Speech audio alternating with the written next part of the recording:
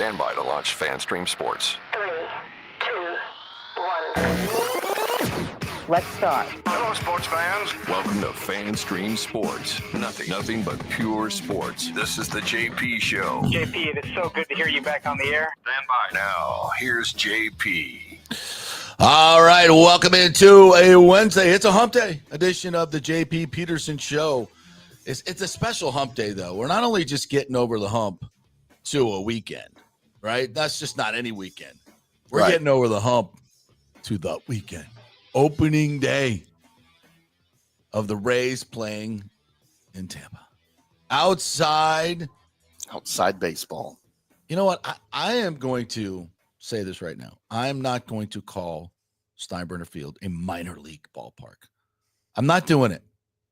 Everybody else is doing it. I see it. You're everywhere. Jeff Passan, I see you. It's a minor league ballpark. You know what? It's not a minor league ballpark.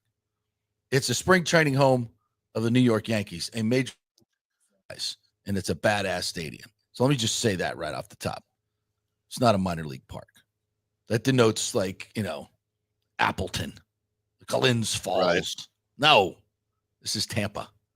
And it's the Yankees. It's a better stadium than Tropicana Field. Let's just be honest. Anyway, good morning. We got lots to get to today. We got you know how we should look at that, JP? You know how whatever airplane the president of the United States on carries the call sign Air Force One. It doesn't matter if it's the actual Air Force One. Wherever the president, whatever plane he is on, it is Air Force One. Whatever ballpark the Rays are playing in is their home stadium, it's a major league ballpark. There we go. Because they're a major league team. There you go. I love that. Good morning, Tim Ham, by the way, from our Dallas affiliate, FanStream Sports Dallas. How are you? Good morning. It's wet, rainy, and stormy, and my hand's the size of a bowling ball right now. It is a gorgeous day in Tampa Bay, as it always is in the spring, right? It's always a beautiful day. You're still dealing with the third worst pain you've ever felt in your life. It is, man. It's like my hand is just like swollen and it's going down my arm. I could feel like I'm gonna have to go to the doctor or something. Didn't you put tobacco on it? Put tobacco. I immediately put tobacco on my sting, and within about 10 minutes, the pain had gone away. I don't have tobacco anywhere in my house. Well, luckily, I was with a bunch of rednecks who were chewing tobacco. So I thought about peeing on it, but I didn't know if that was for a sting or a bite. I heard that works well at some point.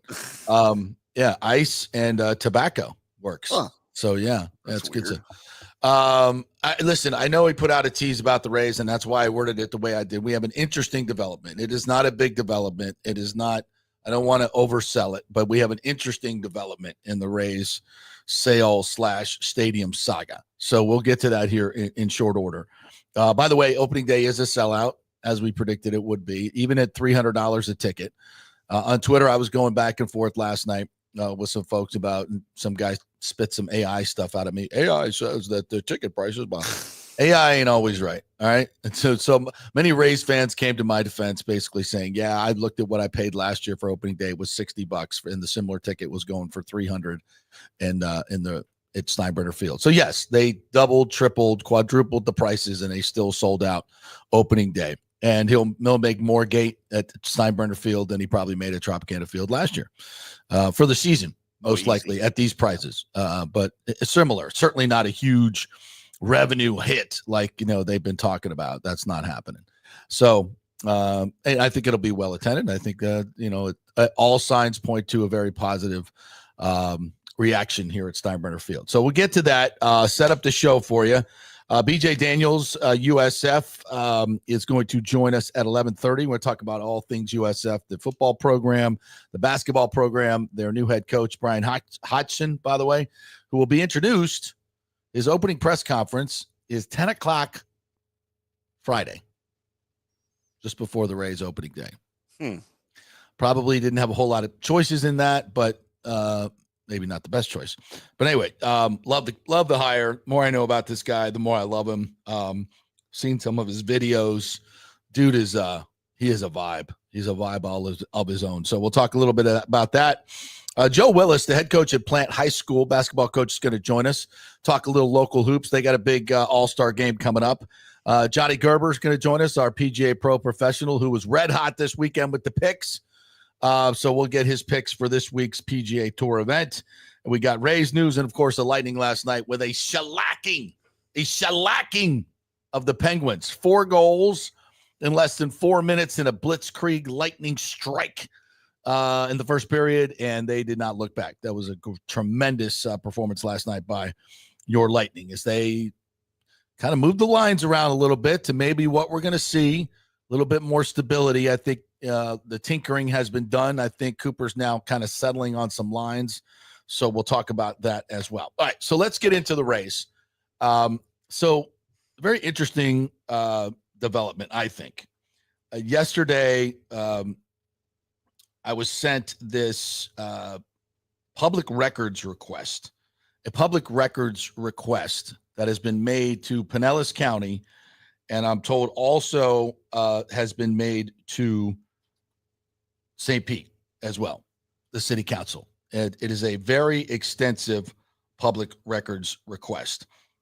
It came from, at least to the county, from Phelps Dunbar, LLP, 100 South Ashley Drive, which is a very national and well-known law firm, a very expensive one as well. So whoever hired these folks has lots of money, lots and lots of money.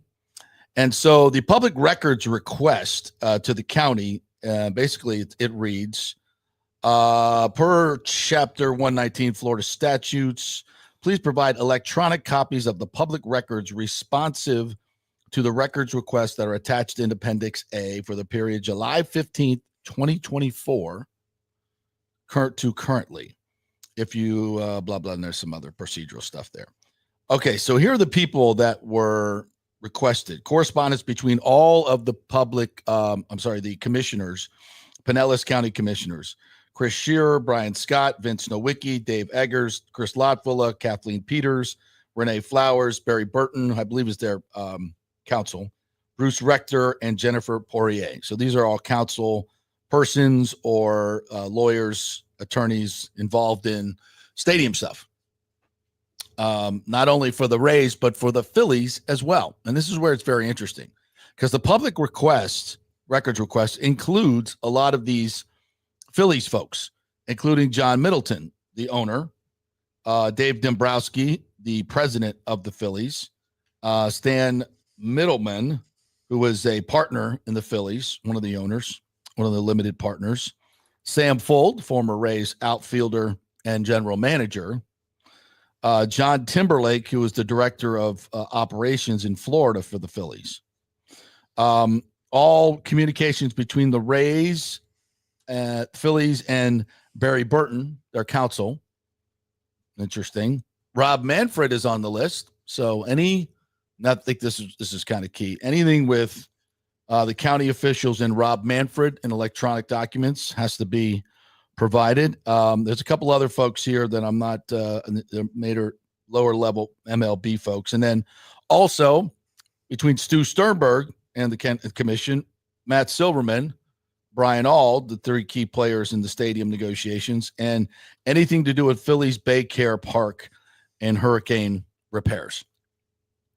So what is this all about? Well, I consulted our good friend Scott Jeeves here of the Jeeves Law Group. And he said it looks like a fishing expedition to maybe prepare for a lawsuit from the Rays. And if they also sent the same thing to the St. Pete City Council, that would lead me to believe that the Rays are preparing some type of legal action vis-a-vis the stadium deal blowing up. Now, what do the Phillies have to do with this? Well, I think what has been out there in public discourse, Chris Lotfula has some connection to the Phillies, one of the commissioners. Clearly Chris has been in the middle of all this, but in no way compromised by his connections to the Phillies. He has connections to a lot of different people, a lot of different groups, a lot of different teams. But it's just something that I think the Rays people keep bringing up to somehow besmirch him. By the way, the Phillies are a very obviously big presence in Clearwater, in Pinellas County. There is a big proposal out right now for the Phillies to do a huge build around their spring park. They're looking to do kind of a huge entertainment district around their spring park and Bright House Field, which is an awesome field as well. Smaller than Steinbrenner, but really good. But one of the reasons it did not could not be the home of the Rays this year is because it's not up to standards. Whereas, and now that could change, they could put more money into it and they could bring it up to standard and add some seats, and maybe the Rays could play there for a couple other years. That's a possibility. Maybe that's what the Rays or whoever's did. We don't know if it was the Rays that did this request. And the fact that they asked for communication between Matt Silverman, Stu Sternberg, and Brian Auld is kind of interesting, because if it were the Rays asking, why would they need that? They already have it. Right now, they could also put those people in there to, I've been told by the attorneys, will do this in order to throw you off the trail. Like I would ask that question. So that could be part of it too. Or it could also be to make sure that the records request is fully fulfilled. They can match it with their records. So there's a lot of different things that are going on here. We don't know. The law firm is not going to, tell us, obviously, attorney-client privilege, who they're working for. I'm going to try to ask. Got this a little late, so we'll make that request, but I doubt you'll find out anything, but we'll try. Thomas Casper says they are civil rights litigators. Well, that's interesting. Well, I mean, they're a big firm, so I know they do a lot of different stuff, but that's his thought. We're not reporting that. It's one of our listeners who has some good inside information. So we don't know what it is. Could it be the Rays firing a shot across the bow to the city and the county in order to somehow affect a settlement? Yeah, absolutely. They do that all the time. If you're in settlement negotiations, you want to have the other side feel like, listen, if you don't meet our demands, we're going to sue you. As a threat. That happens all the time. And so it's kind of common practice. So there could be a lot of stuff going on here. And it to me, it looks like they're trying to connect the Rays stadium and the Philly stadium. So in order to maybe somehow embarrass commissioners into showing that, well, they're doing all this for the Phillies, but they wouldn't do this for the Rays. So let's just be clear, okay, before we go any further. If indeed this is the Rays doing some type of fishing expedition to see if they can find some type of smoking gun between Rob Manfred and the commissioners in the city, because we've talked about this before. I think the Rays feel like there was some type of shenanigans because it was before Manfred went and talked to the county commission and the city before their votes. There was a feeling that the bonds may not pass. And then if the bonds did not pass, the Rays, according to some of the attorneys involved, would have rights to the redevelopment of that land. So $700 million to $1 billion worth of downtown land. If the city and the county did not meet their obligations. Now, it's my feeling that that's what the Rays were hoping for. So they didn't have to build a stadium, but they could still get the real estate profits. That's my thoughts and the thoughts of many that have been involved in this and are very some of the county administrators over at nohomerun.com that have looked at the deals, how they were structured. That's the way a lot of people feel. So if indeed the Rays feel like, oh, the commissioner came in and did something and made them pass the bond, screwed up our whole plan to get the real estate, maybe that's what this is. I don't know. It could be. You can connect the dots there. But let's just be clear that if the Rays are going to sue the city and the county, that's something. I mean, that's really something, because you led the county and the city along for 2-3 years. All this money that was spent on consultants and attorneys and staff time, which, by the way, Commissioner Lott floated yesterday, they're going to add it all up and ask for the Rays to repay that. They're the ones that pulled out of the deal. They're the ones that canceled the whole thing. Well, as we still have to wait till the actual deadline, though, March 31st, something could come up. So maybe this has something to do with the deadline. There's a lot of things that could be going on under this, but having such a lengthy records request of all the Phillies people and the Rays people, at that kind of says to me that there's something legal in the offing. So I don't know what it sounds like to you, Tim, but I'm just telling you what we know, what the records request was. Here we are 2 days from opening day. We want to be talking about the baseball team, and this is what we're doing. And it's not my fault. That's Stu Sternberg's fault. Sorry, I'm not going to take you. This is what people are talking about. This is what you guys want to know about. Every time we do race stories on this, you guys go crazy. So we got to do it. I'd much rather be talking about, why opening day Shane lineup McClanahan keeps getting hurt. Brian Pepio, is he going to be the opening day starter, the opening day lineup? What are we going to see? But this is what we have. So I don't know. It could be a fishing expedition. It could be a shot across the bow. The fact that the Phillies are so intricately involved in this means that there's whoever's doing this is trying to find some connection between what the county and the city were doing for the Phillies and maybe not doing for the Rays, or just somehow finding I don't know. We're going to find out at some point. But if this is the opening salvo of a possible lawsuit by the Rays to the city and the county, or to head off what the county is asking for, which is some remuneration of all the money they spent on this wild goose chase that the Rays have put them through. So like we said, looks like lawyers are getting involved. And so in the bigger picture, what does this mean? Well, to me, it means like a sale gets delayed. So the more there's litigation, the more we're thinking about suing people. And by the way, Major League Baseball wants no part of any type of legal, anybody suing anybody, because that involves discovery and depositions, and they want no part of that. And they'll do everything to stay out of it. And they certainly don't want their owners being involved in it. And again, I don't know if it was the Rays, if the Rays are paying this law firm that made the request. It could be the Orlando Dreamers who want to find out what's going on. Let's find out what the commissioner is saying to the commissioners over at Pinellas and the city. Let's find out what's happening there. They also could be. It could be anyone making this public records request. It's likely not a media outlet, because media outlets will identify themselves like, this is the Times, we want all this communication. And they'll probably jump on this as well and want to get a copy of it. I'm going to get a copy of it. So we'll, when it's done, and it's obviously it's far reaching. So it takes a lot of time for them to do this. So again, I don't know exactly what it means. As I tell you guys all the time, I hear things. If I believe they're credible, I will tell you what's going on, what we're hearing. And so in that context, these are some very interesting names: Rob Manfred, Stu Sternberg, Matt Silverman, Brian Auld, Sam Fold, John Middleton. You think the Phillies owner wants to get dragged into this? And if it is the Rays, this again will not sit well with the commissioner's office and the other owners. Like, why is one owner bringing another owner into this? Again, I don't know if it's the Rays. I don't know if it's the Rays or not, but it's interesting. So that's the development from today.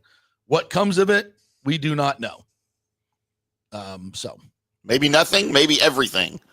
Could be the tip of the iceberg. Kind of right in the middle, right? Yeah. But I know it's interesting with the Phillies and Rays involved. It seems like to me someone's trying to tie in what the city or the county is doing for the Phillies. City's not doing anything for the Phillies, by the way. That's all county related. Mm-hmm. And this was a request to the county, and I was told that the city got a similar request. But again, very, very interesting why someone would want all this communications with all the sale, and it could be one of the groups that are trying to buy the team, just doing their due diligence, trying to get as much information as they possibly can. That's possible. But to me, it seems likely. That this would be the Rays, because that's what they do. They stir the pot. And there's a lot of negotiations that are going on. And typically these fishing expeditions could be used as like, okay, this is the first. It's a document request. The next thing is going to be a lawsuit. And you never know what they're going to find in that too. That could turn. As I mentioned, B says Stu's image rehab is complete now. Yeah, we talked about this yesterday. If you missed it, the Times, Mark Topkin wrote an article quoting Richie Frankel, I believe, one of Stu's former partners, and telling everybody what a great dude Stu is and how much he loves St. Petersburg, and it's he's not made any money. This is an all altruistic thing. It's such complete horseshit.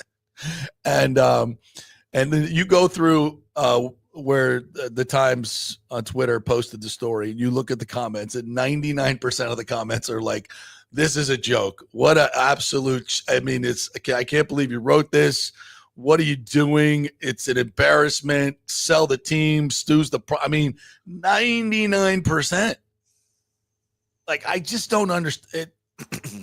If your PR department wants you putting that stuff out there, get a new PR department, because that's really ridiculous. I mean, certainly Stu Sternberg isn't so clueless that he doesn't understand what his reputation is around town. Like, is it possible that he just doesn't know that's how people think about him? I mean, that's not realistic, right? I don't know. I mean, if you want to put something out there and you feel like you're going to rehabilitate your image, listen, they've been doing it for a long time through the Times and putting out a lot of false narratives that people for a long time have swallowed. Frankly, my opinion, false narratives. They would have another opinion, I'm sure. But I think it has now come full circle, and I think everybody knows what's going on now. Like, it gets past time, but once it's reached critical mass, he has no allies left. When the mayor is saying the bridge is burned, the guy that was so far up took us, and when you've turned him, the dude that wanted to give you billions of dollars of public money, when you've turned him, who's left? I mean, who's left? They said no to billions of dollars. It wasn't enough. And so now the other owners know, the city knows, the county knows, Hillsborough County, nobody wants to work with them. The same situation as Vince Damoli, and I see a lot of people on Twitter saying you can't force an owner out. They did it here. Vince Damoli. It's the same situation. He poisoned the water in the business community. No one would buy tickets. It was a disaster. They forced him out. Yeah. Took a while, but they forced him out. Yeah, you can definitely do it. Yeah, it's not, and especially when the other owners turn on you. And I still see people saying, "Oh, he'll get whatever he wants if he wants to move the team." Yeah, by doing records requests, allegedly. No. And when ESPN, when Ken Rosenthal and Jeff Passan and Evan Drellich, the royalty of baseball reporting, who get their information directly from the commissioner's office, tell you that the owners are pissed at him and they're not going to let him relocate and they're not moving. I mean, what more do you need to hear? Orlando Dreamers, you guys want to dream. That's great. It ain't happening. Sorry. So it just boggles the mind. B says they want to play in Clearwater next season. I don't think that's a dead proposition. I just think, the Phillies have other ideas and they have other agendas.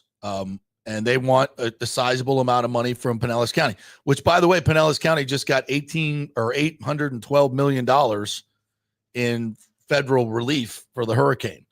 And they have to figure out how to spend that. And I would hope that none of that is going to the Rays. You would hope all that goes to hurricane relief. Yes, actual, because there are tons of people that are dealing with their insurance companies and getting pennies on the dollar. That's where that money should be going to those people. John Hill says ALCU. I think he means ACLU. Could be. I don't know what that would have to do with it, to be quite honest. If the civil rights law firm, I know that there was some squawking by some of the folks about who to blame for the stadium blow up, and they're blaming Trump. That's pretty rich. Why not? Why blame him for everything else? Why not this? Rick says that they're obviously looking for Russian collusion. Oh, Lord. We're going to find out about that. Stu blames county, so St. Pete sues for damages. Shows Stu claim unfounded. Interesting. Yeah, that could happen. Daniel Rivera says MLB has to be livid at Stu for this. We don't know if it was Stu. So, but if it was, and that's found out, yes, they will not be happy. Didn't MLB suspend Steinbrenner in the early 80s or take the team temporarily? Yes, he got suspended for hiring a private investigator to dig up dirt on Dave Winfield in his contract negotiation. It's a very George Steinbrenner thing to do, too. Listen, if you know a lot about baseball's underpinnings and the dirty underbelly of baseball, it's very murky. Let's just put it that way. It's very murky. These guys, always has been. These owners do not play. They do not play. They are ruthless about their money, and yeah. So when they want something, these guys are billionaires. How the hell do you think they got to be billionaires? Not by being the sweetest people on the planet. I can tell you that. There's no such thing. My dad always told me there's no such thing as a polite, kind, and nice billionaire unless they inherited their money. People that are self-made got there from backstabbing, shady dealings, and all of that. I won't put all of them in there because the only billionaires I know, well, how many do I know? I know. Wow. How many do you know, Jake? Is Jeff Vinnick a billionaire? Probably. He's awesome, dude. He's the most awesome, dude. Right. Have you ever? I know the Glazers. I know the Glazers. Joel and Brian, I know them pretty well. They're great people. They inherited theirs, right? Yeah, for the most part. Yeah. They've done a great job running that business and making more money. That's for sure. Michael LaRue says, what judge or jury would side with Stu? MLB hates lawsuits because of discovery. Yeah, it seems like a bad hand to play, but I know Stu is pissed that, that plan didn't work out, that they passed the bonds and called his bluff and he didn't have the money or didn't want to spend the money because the numbers 30 years out dramatically changed because of the hurricanes. I don't buy that either, by the way. Yeah. Hurricanes have come and gone before. And if you did not figure that into your long-term planning, that's bad business. It's bad business.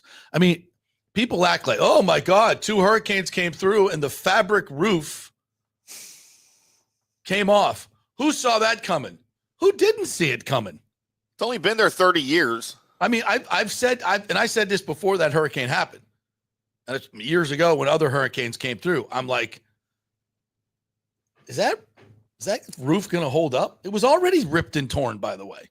There's tons of pictures and videos of that thing leaking tremendously before the hurricanes came through. It was already damaged, which probably led to a lot of it ripping off. It was 10 years past its life. So it was entirely predictable that was going to happen. And someone at the city level thought it was a great idea to lessen their insurance. I wonder if that person still has a job. Ben Barkley says maybe MLB made the records request to prove to Stu what a great deal he turned down and forced them to sell. That's not entirely. Well, then why would they ask for all the owners and Rob Manfred? I know that was a joke, Ben, or maybe it wasn't. No, I don't think that. Major League Baseball wants nothing to do with litigation. Zero. No. So no, thank you. Last Waltz Media says they basically just said that to Snyder, the former Washington owner in NFL. Stu is a small fish in a big pond compared to the rest of MLB owners. That's true. That's 100% true. And, maybe it's somebody trying to dig up dirt on the Rays because they're obviously involved in it. It's just the fact that the Phillies and the Rays are both involved in it is I think, very interesting. The Rays owner and the Phillies owner. Why is that? This could be a public, a public interest group that wants to know how much money we're serving or giving away to these baseball teams or want to give away. That's another thing that could be interesting. John Hill says public housing. You're just throwing things out at me, John. I don't know what that means. We need context, John. Public housing, ACLU, ALCU. Like, what are you talking about? Help me out. And Jeff has this wonderful one. Oh wait, here we go. I still don't understand the new stadium. Basically, at the other end of the drop, what is going to change? Track is going the same, even with Howard Franklin improvements. He says I was at a game and the roof leaked. I know, right? Yeah, absolutely.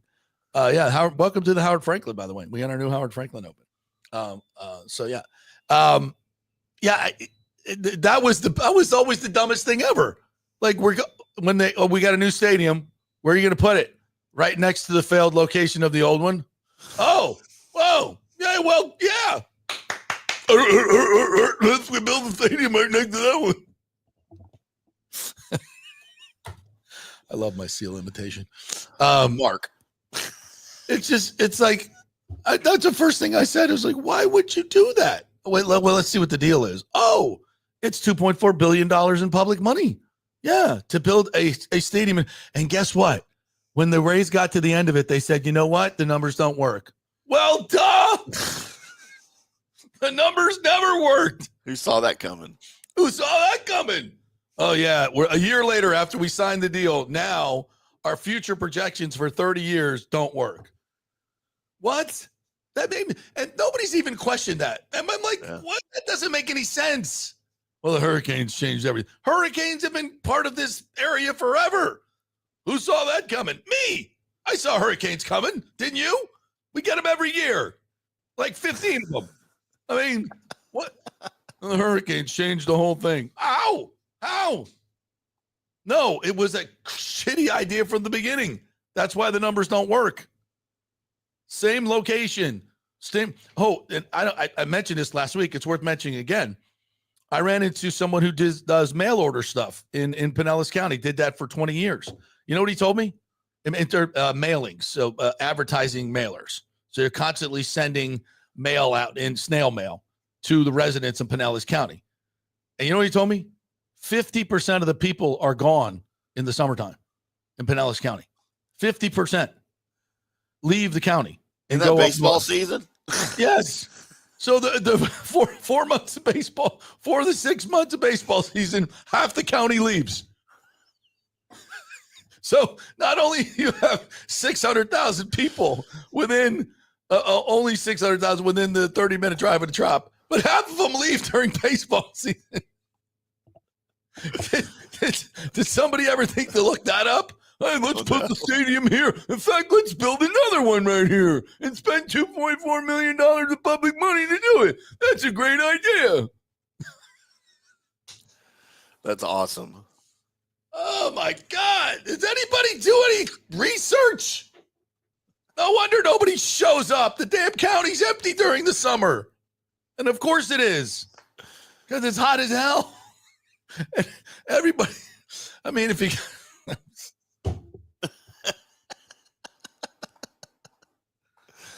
You're listening to live coverage of the JP 43rd meltdown. Give me a break. Can we just do a break? I gotta go drink some hemlock. We're brought to you by the Jeeves Law Group, by the way. JEVSLawGroup.com, who are way smarter than any of these people involved in this shenanigans.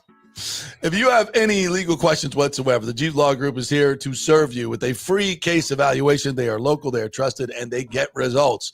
And anytime I need Scott Jeeves on a legal question like this, he's there for me. And he says, fishing expedition. Somebody's trying to get in. Somebody's trying to intimidate somebody.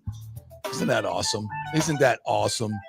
But the Jeeves Law Group is where you need to go if you're involved in an accident and have any issues at work. They're great folks. Class action lawsuits. They're the best.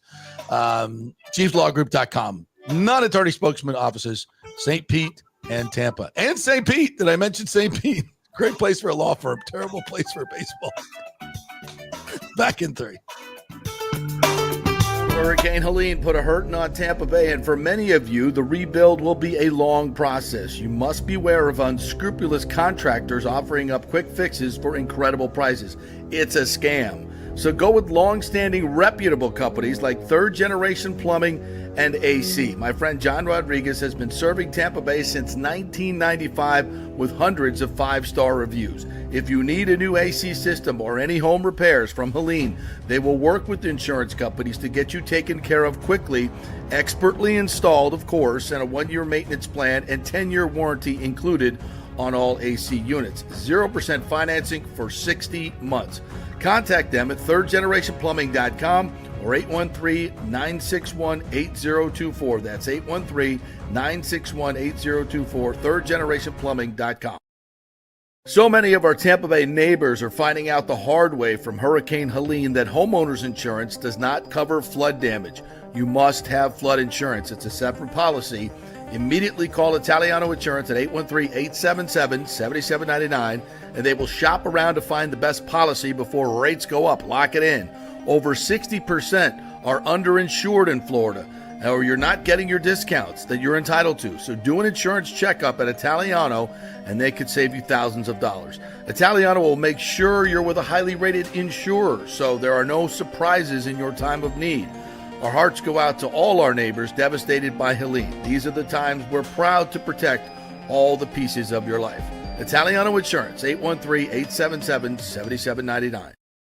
Ciao, Paolo Tini here, owner of Caffè Paradiso, voted number 3 People's Choice Award on Open Table. I want to thank all our loyal family of customers that have been enjoying our great traditional Italian dishes we make from scratch every day. It's a great family story we're proud of. Our family moved from Rimini, Italy in 1984. My dad, Caesar, started Donatello, and that's where I got the start in the restaurant business. I started Caffè Paradiso on South McDill in 1995, and we've been there ever since. From our traditional ossobuco, a veal slow roast for 4 hours, to our daily fresh catch, the Gruppo Paradiso, with a piccata sauce and lobster claw meat, homemade pasta like lasagna, farfalle salchicha, which is a bow tie pasta homemade with fresh sausage. Hold on a minute, JP's favorite. I love it. So come and have a glass of wine with me on South McDill. Get a reservation on Open Table and see all our 5-star reviews. Ciao, see you soon at Paradiso. Let's go. Right now, back to the show on FanStream Sports. All right, welcome back to the JP Peterson Show here, brought to you by the great folks at the Golden Diamond Source. It's Match Madness Week going on at the Golden Diamond Source. Buy a $500 gift card. You get a $500 gift card for free. Double your money. It's BOGO. It's buy a gift card, get one free at the Gold and Diamond Source. And by the way, they've got anytime you buy from the Gold and Diamond Source, they'll do free sizing for you. They'll do free cleaning for you. So if you have a necklace or a ring or a watch or something, they'll fix that for you, make sure everything looks good, feels tight, and it's right. So they do all that for free when you buy there. The best prices, obviously, you get this gift card match, which is amazing. Get a $500 gift card, get one, give one. I mean, that's really cool. So got graduations coming up. You got, I'm sure, birthdays, all kinds of stuff. And of course, if you're going to get engaged, where else would you go? And do not get a fake diamond. Do not start your life with a fake diamond. That is a very, very bad idea that you will be reminded of for the rest of your life if you do that. So get a fake diamond for your fake girlfriend, but that's it. Right. That's where the girlfriend gets the fake, the wife. I got lots of those. Yeah, right. Exactly. So yeah, be discernible in that. At Golden Diamond Source, 3800 Almerton Road, always online at the goldendiamondsource.com. I mean, you come here for great Rays takes and dating advice from Tim. Hey, always take my dating advice because I've been married 3 times. I know a lot about women. I thought it was 5 times. 5 divorces, 3 wives. Wait, what?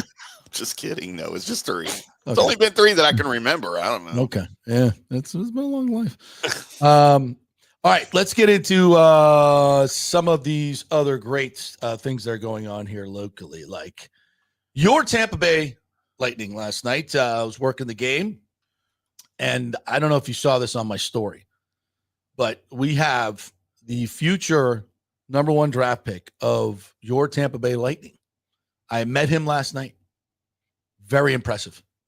Very, very impressive. He is the grandson of the great Ruslan Fedotenko. He is 16 months old. And he is already putting the biscuit in the basket. And I have video proof on my Instagram story. So go check it out. Cutest little kid you ever seen in your life. Little Cade. His name is Cade. And he's 16, 17 months old. And he's already like standing with a hockey stick, knocking it past Ruslan Fedotenko in their little family area that they have down underneath in the That's bowels awesome. of the. Yeah, this kid was so freaking cute. Had his hat on backwards, so you gotta check it out. Might be able to get the video up later. Anyway, maybe we'll show it. But Lightning were awesome last night. 4 goals in less than 4 minutes in the first period, towards from like the 12-minute mark to the 16-minute mark. It was just one right after another. Cirelli had a couple. Pointer had one. A little bit later on in the game, McDonough had one, by the way. He's the number 3 star. He played really well last night, goal and an assist. And then later on, Kucherov slams into Nedeljkovic, the goalie, who was inserted after Tristan Jarry was chased in the first. And he slammed into him, knocked or damaged 2 of his front teeth, went down the tunnel, and then came back and scored on a wicked wrista for his 31st goal. Now over 100 points, 3 points on the night for Kucherov. Yeah. So he's tied with Draisaitl, who's injured right now, for second in points. I think he's 5 behind McKinnon for the lead. But it's his 5th 100-point plus season, which I think is the most by any Russian-born player. His 3rd straight. I mean, the dude is a lock for the Hall of Fame at this point. Oh, sure. 2 Stanley Cups, won the scoring title. He could have way more, I think, trophies and awards if he was on a bigger market team with more fanfare. And the media has never been a friend of Kucherov, that's for sure. Because he's not been the most affable and glib athlete. A lot of the Russians are kind of that way. They're, it's a different language for them. They don't really feel comfortable speaking it. So, but when Kuch wants to talk, he's great. Number 1 bullshit. Will go down in history. One of the greatest quotes of all time. So Kuch was great last night, but more than anything, you know how many shots on goal the Pens had in the first 2 periods? 8. 8 total shots on goal, 15 for the game. I mean, this is the type of defense that the Lightning want to play. They played like a 69-point team. Yeah, I mean, they were 5-1-1 coming in. They had been playing better. They took the Panthers to overtime the other night in a shootout and lost. So they've been playing better. But Malkin didn't play. It's not a great Pens team, but listen, you give credit to where credit is due, and the Lightning locked them down. And Brian Emblom pointed out last night, Gord was moved back to the 3rd line center, playing with Bjorkstrand, and Kuch, Pointer, and Gensel were reunited. And I think he's been tinkering with the lines a little bit. So Cirelli, Hagel, and Paul back together. And so they got a couple of matchup shutdown lines now that they can use, which is pretty damn good. If you got that for the playoffs, that's impressive. So I think Cooper is kind of settling on the lines now after doing some tinkering when the guys came in, which, when you're knocking on the door of first place, you have a little bit of leeway to do some experimentation. And of course, when you got Vasi, you always have a chance to win games. But I think that led to the inconsistency of the last 6 to 8 games since the trade deadline. And I think now with 11 to go, they'll probably lock in. Not that Cooper's, not adverse to moving the lines around. He does it all the time. But I think this might be the look that he's looking for. A very strong 2 lines that are very, very strong, 200 feet, can also be very good scoring goals as well and possession. And of course, you got the top line, which is, as good as any in hockey. So I think, and you got a goaltender that's got the second best goals against and second best wins in the league. So you look at all the metrics of the Lightning right now. They are top 5 to 7 in every major metric, every penalty kill, power play, 5-on-5 scoring. I mean, every major metric you can find, they're top 5 to 7 in the league. And they're the only not the only team, but they're one of, I think, 2 or 3 teams that are that. So, I mean, the numbers look great. I think the team inconsistency the last few weeks, as we mentioned, because of a little tinkering. But now I think they're locked in. I'd like to see what they do the last 11 games, because here's the other thing. We talked about this on the postgame show last night. The Lightning are under 500 on the road. Not good. They are dominant in home, especially since January 1st. They are 14-2-1 at home. Their goals against is 1.9 or less. It was 1.94 going into last night. They gave up 1 goal since January 1st. So they are decidedly better at home. In years when they've won the cup, they've been great at home and great on the road. This year, it's tilted. It's tilted. So the one thing we do know, win the division and get every game 7 at home. Because I think you're going to, when you play Toronto, you play the Panthers, there's a very good chance that these are going to be 7-game series. And I want game 7 at home. And especially when you've been so dominant at home, you want to be at home. So in years past, I don't think the Lightning really cared where their position was. But the more you can climb to the top, and they're 2 points behind the Panthers, 2 points even with the Panthers, 2 points behind Toronto. 2 points behind both is what I'm showing right now. Both? Okay. Yeah. 2 points behind both. Equal amount of games now, I believe. So, yeah, you got 11 games. The Panthers are still without Tkachuk and Marchand and Ekblad. They're still playing good hockey. I get it. But the Lightning have 6 of their remaining games at home. So there's no reason they can't go get this. And most of these games are going to be against Atlantic Division. So it's not going to be a picnic. And they haven't been great against the Atlantic, but now is the time to step up and show what you got. And I'm excited. I'm excited to see what this stretch drive holds. And I think it is important. I think it is important for them to get as high up the standings as they can get. Obviously, if they win the division, they will be, they'll start at home. In years past, they've done a really good job of going on the road and stealing one. And they've used that formula, as not being the home team. But these series, I think, can be so close that game 7 is going to matter. And it's going to matter where the game is, especially to the Lightning this year, with them be so heavily dominated at home, much better at home. So we'll see. But a good game last night, for sure. So Cirelli, by the way, that was his 500th regular season game for his career. I don't know if you guys made a note of that. I'm sure you did on the telecast. Chernak got hurt in the first period, right, and did not come back. I haven't seen anything about him, but I didn't see him come back. No, he only played 4 minutes last night. Okay, so he didn't come back after getting hurt. Nope. No idea what's going on with him. And did you know that we have an opportunity, not in Tampa Bay, but in the NHL for history tomorrow night? What do we got? With Sidney Crosby. Oh. So he extended his point streak to 8 straight games. He had an assist against the Lightning last night. He needs 1 more point, and it could happen tomorrow in Buffalo for him to set an NHL record for 20 consecutive seasons, averaging a point a game. How about that? How nuts is that? You know who has the record? That would be the record. And 1 more year than Gretzky had. Gretzky did it 19 times. Yeah. So he's tied with Gretzky right now. So he will have that. At least he'll have that record on Gretzky. Right. That's just an insane amount of consistency. Crazy. And on some pretty bad teams, too. He's played for some pretty bad teams. Yeah. There in Pittsburgh. So, but it's of course he's got his cups, and he's got his gold medals. There's nothing that he has not accomplished in this game. He's a giant in the game. Will always be so revered. You just, when he's in town, his presence is felt. Even though the Pens are not great, it's like Sid's here. Everybody looks up to him. Not a kid anymore. He's no longer Sid the Kid, but a lot of people still refer to him as that, and he does have still those boyish good looks. Yeah. But just ultra revered. Anytime he steps on the ice. For him to have been able to accomplish even half of what he has with all of the hype, because a lot of times these guys are hyped when they first arrive in the NHL, right? Gretzky was a little bit, Connor Bedard, these guys that everyone, the next Gretzky, he's the next Gretzky, whatever.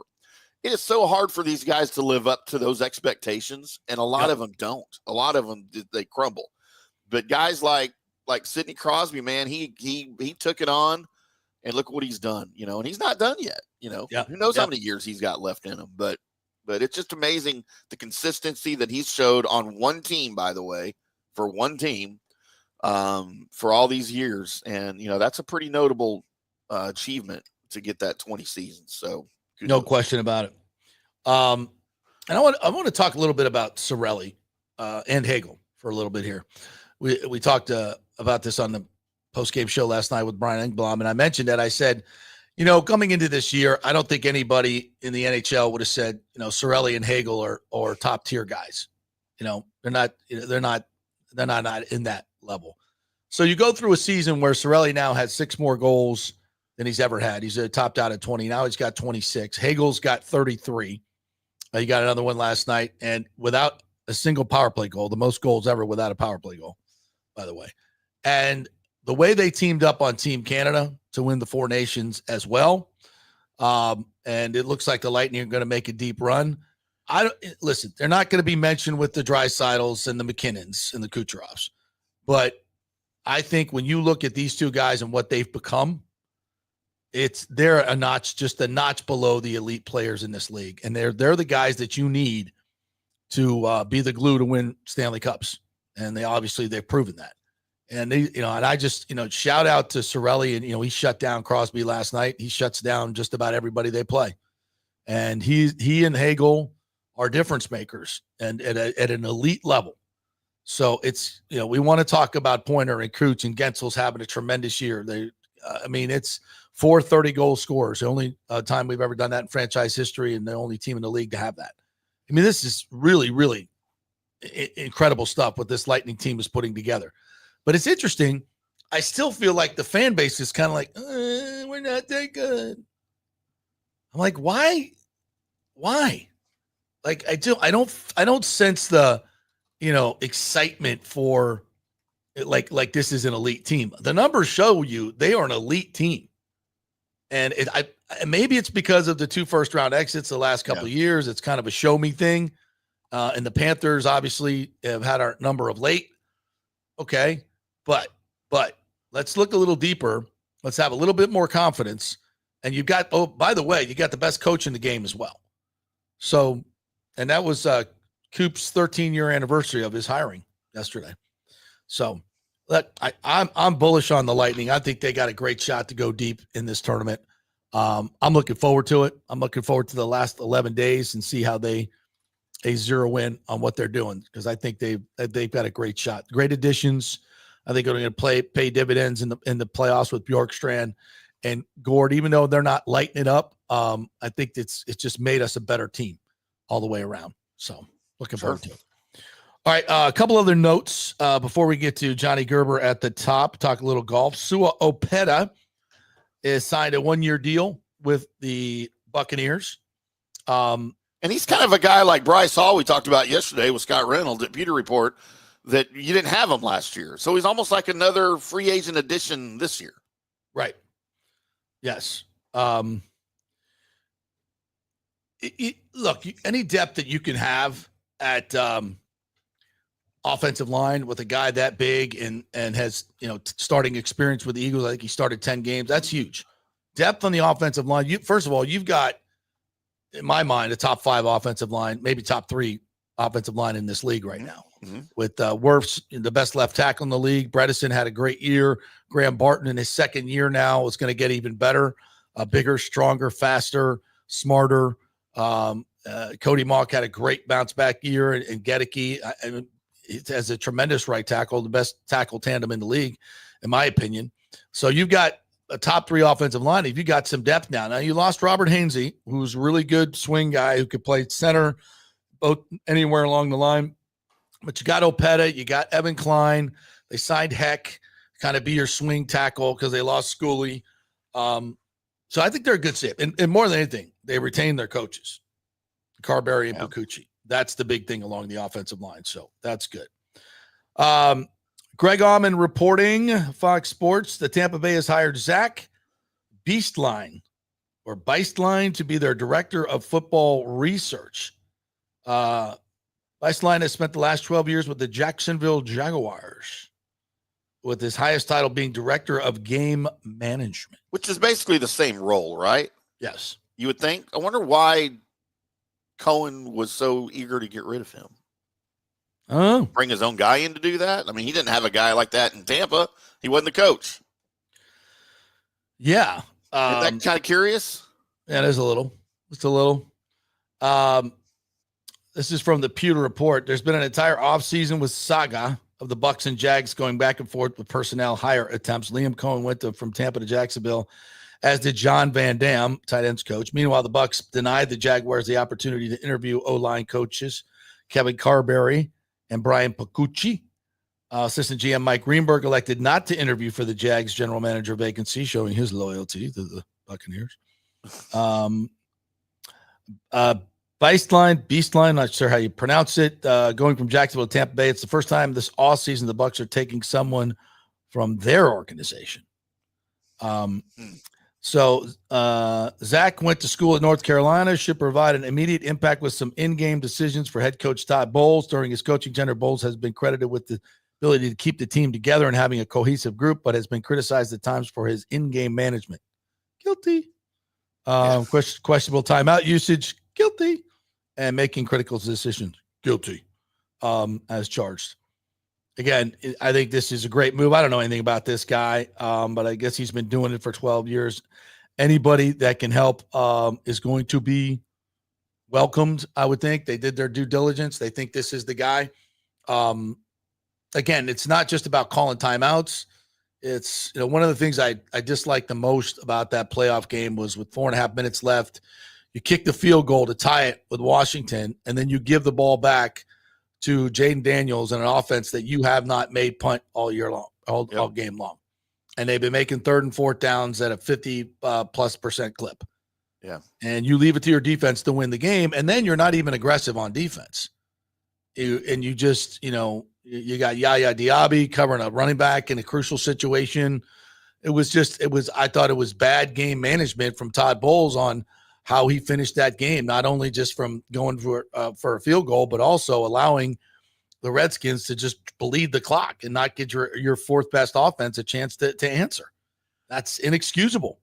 Yeah, when you put your defense in high pressure situations like that, when they're already not performing well, the percentage of a stop goes down even more, because it's in their heads at this point. Oh, we got 4 minutes. We can't let them score, but yet we haven't stopped them all game long. It's just not setting your defense up that already isn't great. It's not setting them up for success. Sometimes your offense needs to help your defense a little bit, right? Right. And a touchdown in that situation or running more, even if you still kicked a field goal, if you were at 2 minutes instead of 4 minutes in the game, that would have helped even more, So I didn't like the call at the time. And like you said, Todd Bowles that's never been his strong point, game management and things like that. And it's got nowhere to go but up. So whoever this guy is, I just hope he can help in some way. Agreed. Plus, you also hope the defense is a little bit better with some of these signings. Yeah. With Reddick in here and things like that. So it's got nowhere to go but up on either side of it. Yeah. Well, that's for sure. On 2-6 in 7-point games last year, I ain't going to get it done. All right, let's take a quick break. When we come back, the great Johnny Gerber is going to join us red hot in his matchup picks. We will pick some golf tournament bets this week, make you money, and talk about the game in general, the finish at the Valspar, which was freaking awesome. I have a question for Johnny about Victor Hovland. I have a question for him. I thought you just say you have a question about his hair plugs. I was going to. Johnny's hair plugs? Johnny's got hair plugs? I thought you were going to ask him about that. Wow, they look good. All right, quick break. We're brought to you by the great folks at Italiano Insurance. Get your Italiano Insurance checkup. That's where they go do all the work and save you all the money. It's really easy. Call them up. Tell them this is what I'm paying from homeowners insurance. This is what I got for auto insurance. This is what I got for business insurance, et cetera, et cetera. They shop all the companies, get you the best ones with the cheapest prices, and you save money. That's how it works. Great customer service. Lovely folks over at Italiano. So please, call them up, 813-877-7799. Tell them JP sent you. Back in 3. Hey, JP here for my concierge medical professional, Chris Lugo, PA. You've heard him on the show for a couple of years where he shares invaluable medical, nutritional, and supplement advice. With Chris, it's like having a medical provider as your best friend. What I love about this concierge service is the convenience and support he offers. I can text or call him 24/7 with any questions or concerns, and he'll promptly call in a prescription if needed. No office visits or copays required. It gives me peace of mind knowing I have someone genuinely invested in my health, not just focused on insurance profits. And the best part, the Bay Area Modern Medical Center's personal concierge service is more affordable than you might think.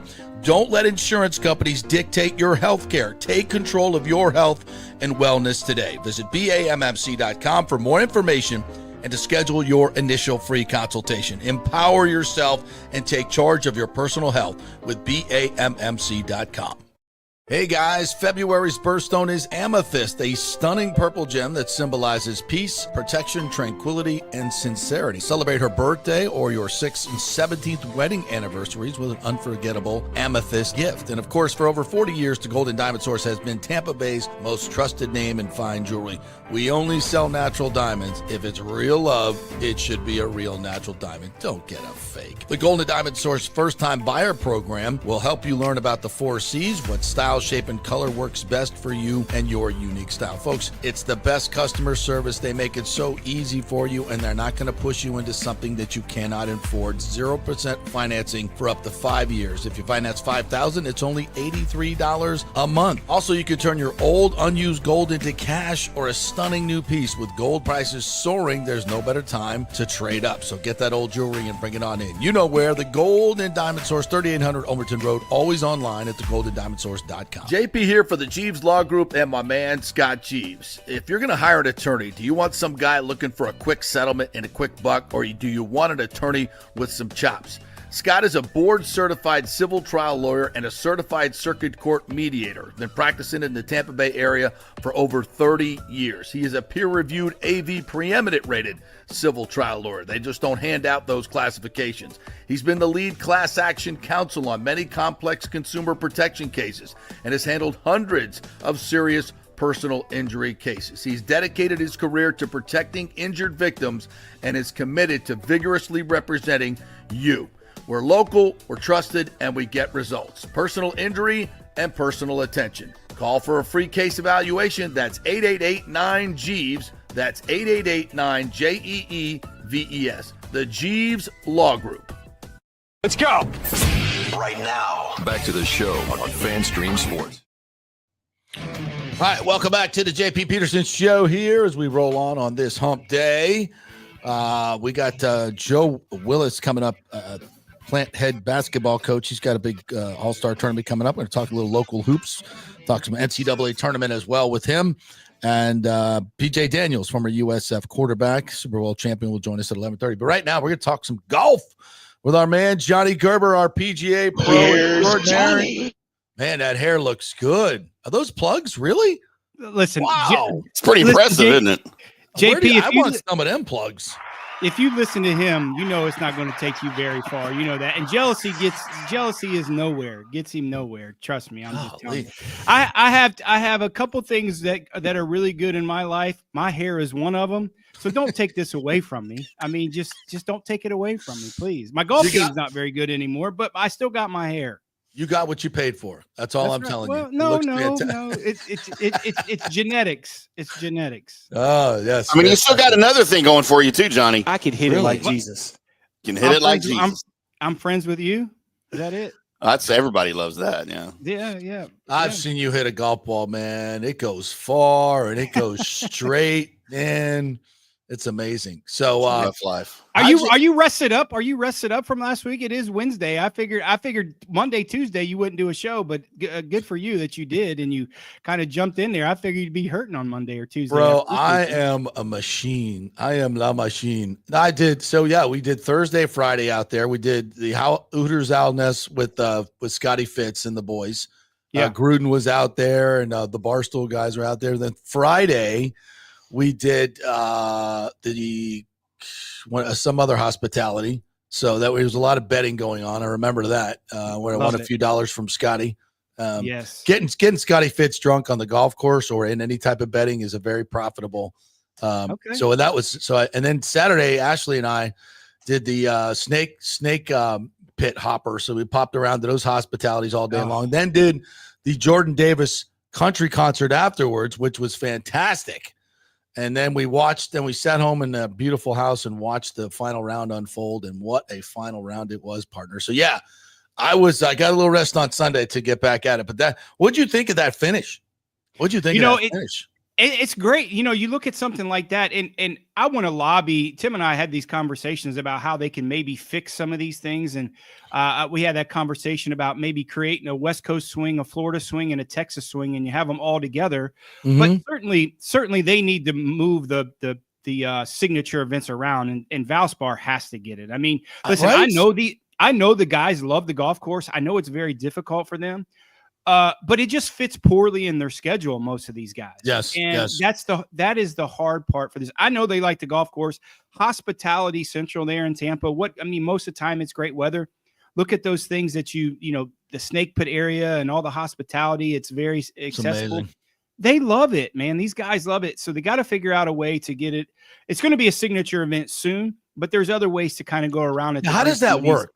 Are they rotating those signature events? Is Bay Hill always going to be one? No, they say they are. They say they're rotating it. Like this is the last year for Heritage as a signature event, the week after the Masters. So they're going to move that. So they're trying to play around with it, but there's other ways. We propose that again.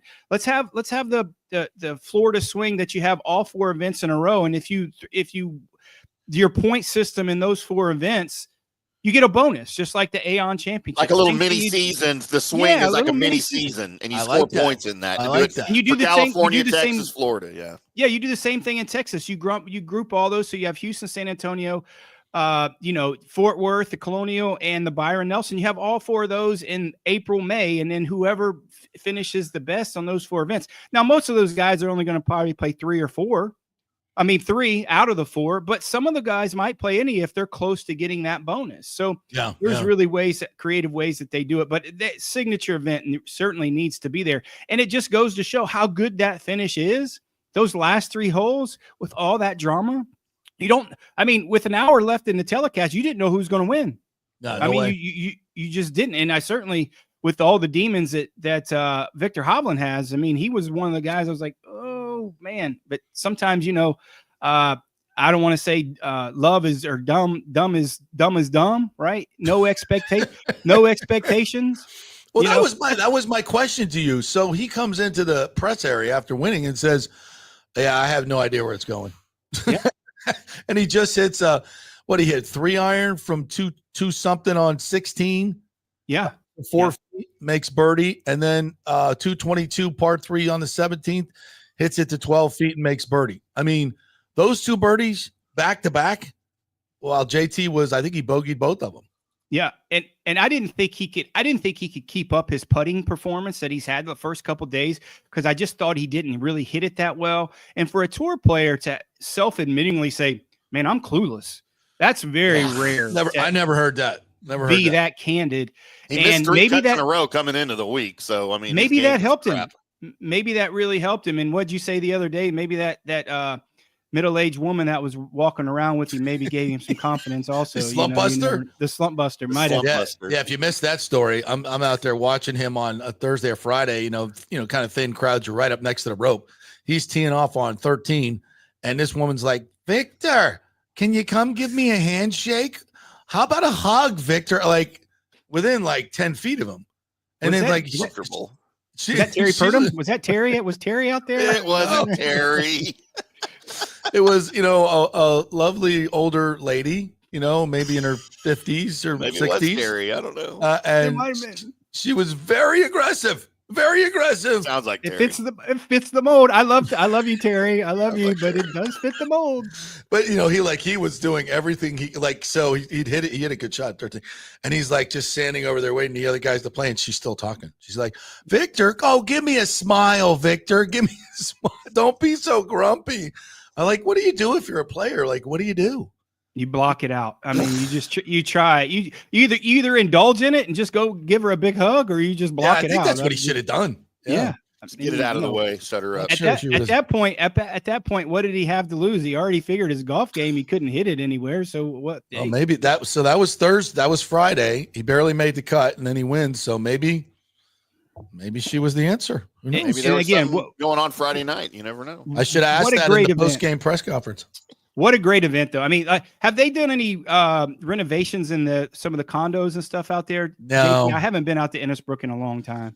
No, they've renovated a lot. They've renovated the bathrooms. at the media center, which I walked in. I was like, wow, I missed going back to 1975. It was I was like, wow, I walked in, this is something new. It's very bright. It's very modern. I'm like, oh, this is nice. Not that it was bad before, but it was a little dated. So yeah, they haven't done anything to the outside of the places, but they've redone Packard's, the big steakhouse there. So everything they can really touch. The condos are all obviously individually owned, so I'm not sure what they can do with those. But yeah, they've renovated so much. The fact they ripped up a whole course and they're just putting more homes in. They ripped up the island course? I think it was the island course they ripped up. Yeah. Yeah. Wow. Okay. So good. Well, good for them. Good for them. They're doing saw Sheila Johnson out there, who owns Salamander Golf, great benefactor since she bought the place out there. She's been amazing. And they just re-upped. Valspar re-upped, got Rondé and Tracy got him to re-up for 5 years. Wow. How about that? They have Saddlebrook and Innisbrook now. Is that the Salamander group? They have both of those now? Yeah, I think so.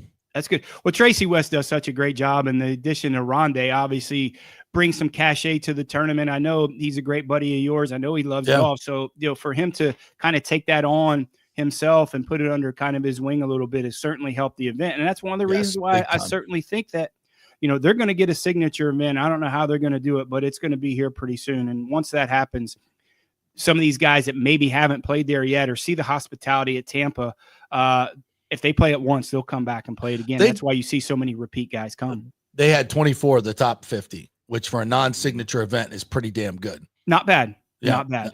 Not bad. All right, let's get into this week. What do we got this week? And your matchups were smoking last week, huh?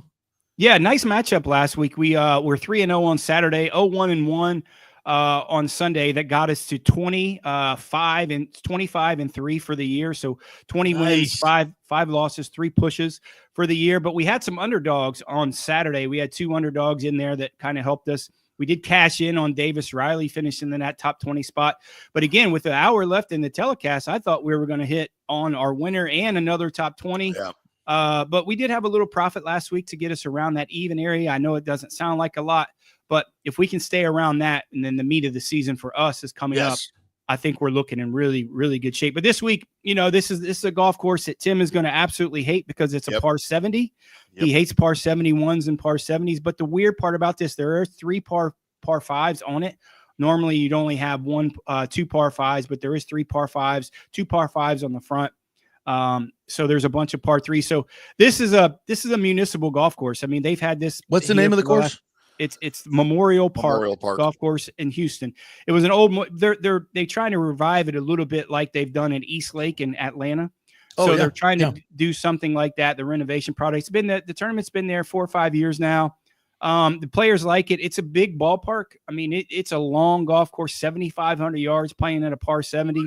So old school Bermuda grass. That you'll get down there in Houston this time of year. You could get some. AWC, some adverse weather conditions down there. So that's going to play a little role in our pick. Huh? AWC root beer. I like that. Yeah. Not different. A little different. That was just AC, wasn't it? AMC. But hey, I like the card this week. The Texas Swing starts this week and then going to San Antonio next week. And then we got the Masters. But love the card this week. Minwoo Lee at 30-1. I really like him. I mean, this guy is destined to do something, right? And maybe in a smaller field event. His talent, and as long as he hits it, I think it's going to it's bode well for him. There's not a lot of trouble in terms of like a lot of out of bounds, but there is some water hazards that they'll play around with. Got some kind of tricky carries that they have to do with some creeks and ravines. But I think with his length, and if it does get windy, I think it's going to play a benefit to him. Being from Australia, he likes playing in the wind. He's very creative. So I like Minwoo Lee, especially at that price at 30-1. I don't know who David Thompson is, but Davis Thompson is 30-1. I don't know how Tim missed this up because it's going to be. I don't know how you missed it because I sent it to you to proofread. Okay. All right, kids, stop fighting. Hey, listen, David Thompson was one of the greatest players in NC State history. He was. True. Maybe he's playing on the tour now. And now he's a golfer. Maybe, and he's got a red-haired wife that Tim loves. So that's basically Davis Thompson. how we're looking at Davis Thompson at 30-1. I like him there. Listen, he's very good in this type of grass, very old school, growing up in South Georgia, very good at this. His all his competitions. Great competition, great win. The win that he had was in this type of situation, so I like him at 30-1. Two ham sandwich picks this week. Sahith Theegala, Maverick McNeely, both 55-1.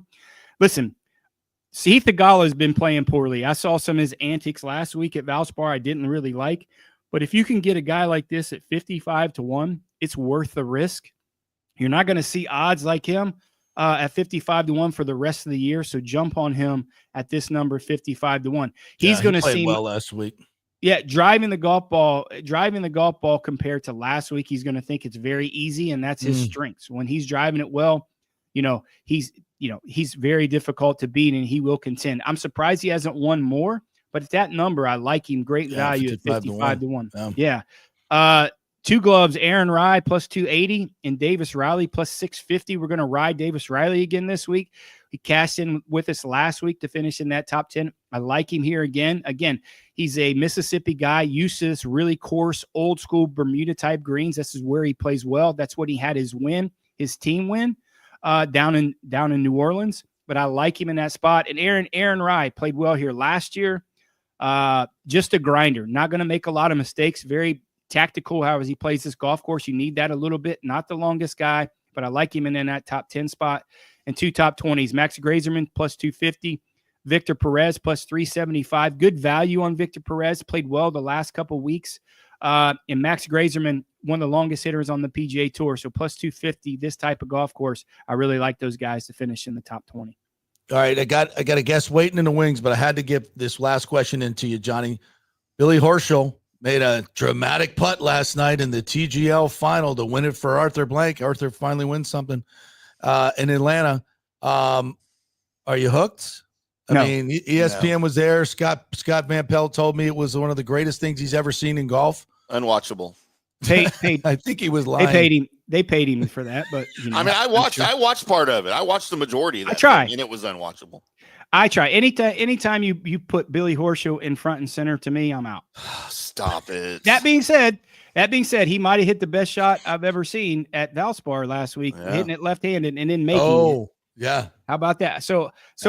I joke. I really like Billy. He's been on our list for a long time because we picked him a bunch in our picks. And when I say I'd kind of in and out jab these guys, it's just because they haven't come through with our picks. But it's all in jest and joking. So but they said the ratings were good. They said it was a tremendous first season. We're all golfers and we love golf, and all three of us are like meh.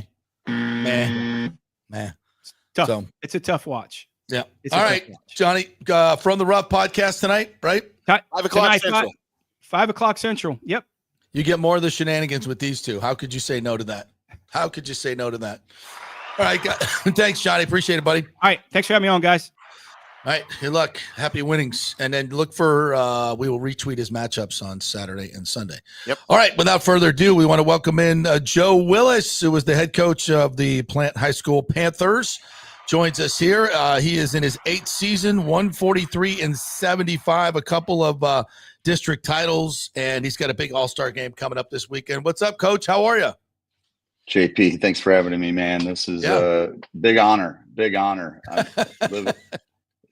when you have Coach Z on as much as you do, I just can't compete with that. He's the best, isn't he? He is the best. So much. I talk to him almost every day. Yeah, he's a big fan of yours as well. And, he came up with something this week you were watching, and we talked about this, and I think I want to get you involved and Z involved about getting some type of consortium together. I have no idea what this looks like, but just to promote basketball in the Tampa Bay area. And we're talking about youth basketball, high school basketball, collegiate basketball. I mean, I don't think we'll ever have a market for pro basketball, but that's okay. There's a lot of great basketball being played here, and I don't think anybody knows it, right? Yeah, there's people trying. We had the Tampa Bay Basketball Coach Association. That's what the all-star game that I reached out to you about. There's a Facebook group called Hillsborough County Hoops that really pushes it and talks through the issues of travel basketball and families and the high school basketball and the promotion of it. There's a lot of people trying. I don't know if we're a united front. I think we try to be, but in the end, as you mentioned in your talk with Z, not having a newspaper it kind of throws us off. Now, Bob Putnam does an amazing job for what he can do, but he's at the mercy of what information the coaches and the schools give him, which is not always a lot. Yeah, and the local TV stations don't do it like they used to either, right? I mean, we used to come out to Plant or, all the different places during basketball season, do highlights. When's the last time you saw local TV station out there? Well, I don't think I have that I can recall. If we did, it was I think I had one at Bloomingdale maybe a lot of years ago, but yeah, I don't think they're really covering unless there's like a special interest involved. Yeah. And then they might go out and hit it, but it's not very often you get any coverage with it. A state tournament was in Lakeland, which isn't too far away, but you wouldn't know. And unfortunately, we didn't have any Tampa teams in the state Final Four, and we can discuss at a future date why that is. But we're trying, and we'll jump into it right now. Why do you think? Are there any systemic problems here with NIL? I know NIL is part of high school basketball now. How is that affecting it? What do you see? The NIL is not there yet, to my knowledge, and I think NIL we got to look at the high school level like fundraising. It's going to be cyclical. It's going to there are good players, there are high level players, but I don't know how the companies or the people based on the rules would donate to that.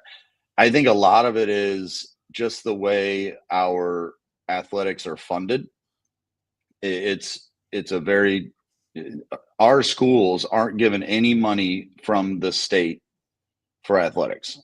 It comes out of a different pot that are our local government budgets. Wait a minute. Oh, wow. Wait a minute. Hold on. With all the money we spend on education, and it's a ton. And our education we're ranked the worst in the world, at 48th in the world. All the money we don't, as important as sports is, we spend no money. You get no money.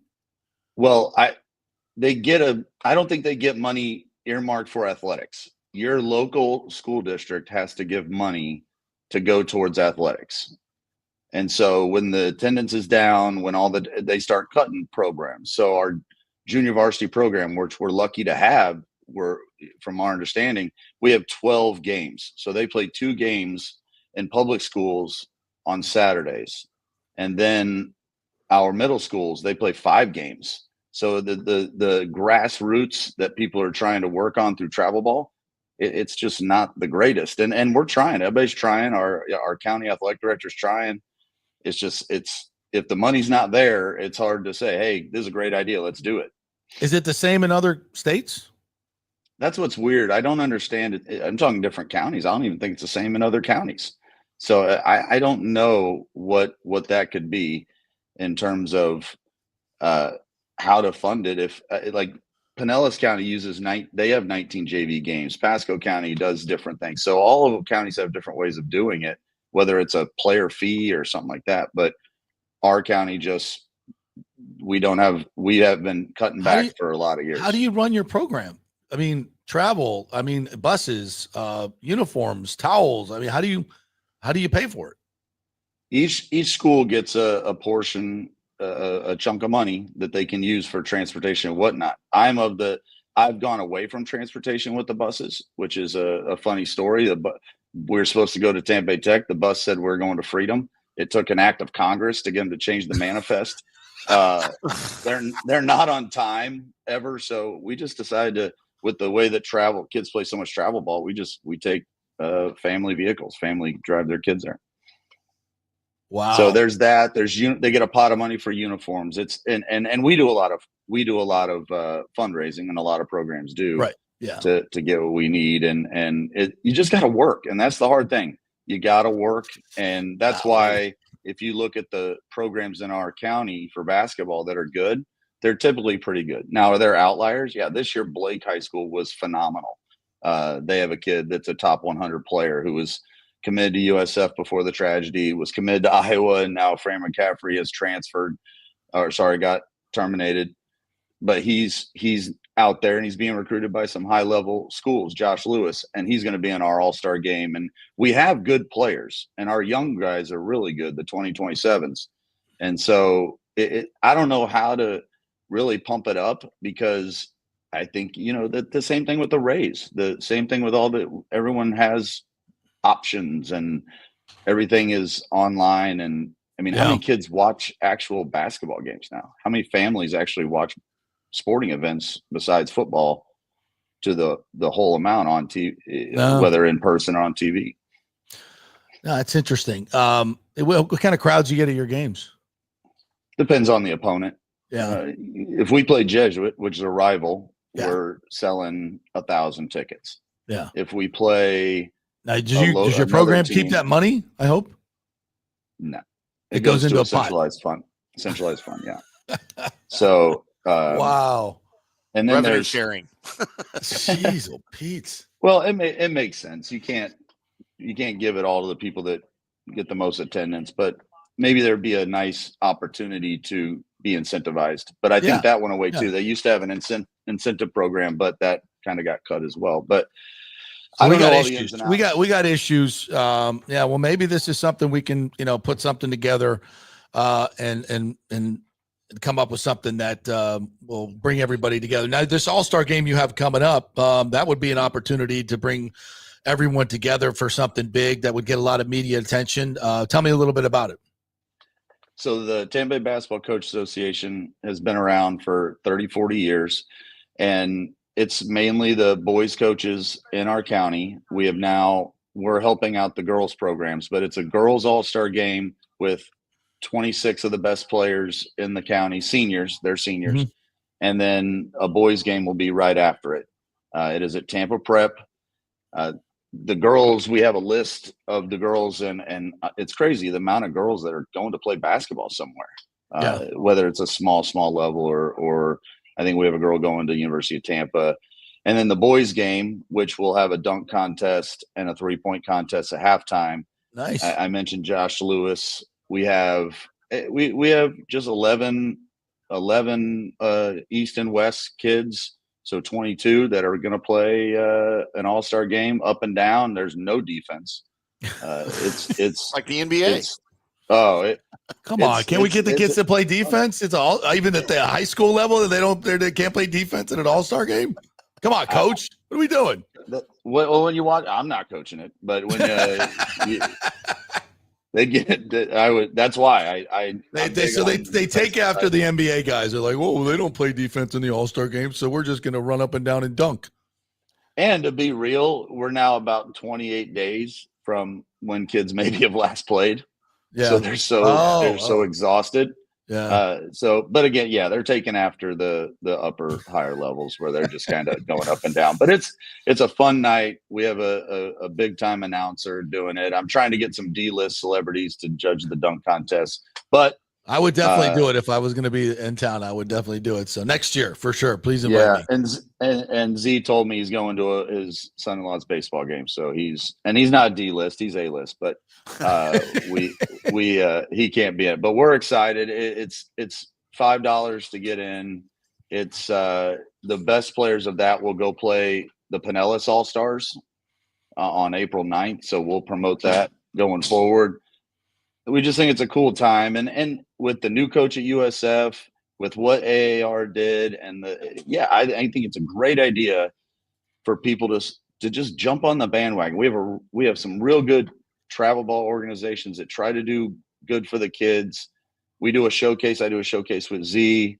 So there's opportunities. It's just how do you get the eyeballs? Yeah, we got to get some more publicity going. Well, I'm gonna give it a shot to promote all your stuff here. So please keep us posted on everything that's what's going on. So once again, what time is it? Where do they get tickets? All that stuff for the All-Star game. So it's at Tampa Prep Friday, March 28th, 6 p.m. for the girls. Boys will be 8-ish right after the girls. Tickets are $5 at the door. We don't do any pre-sale.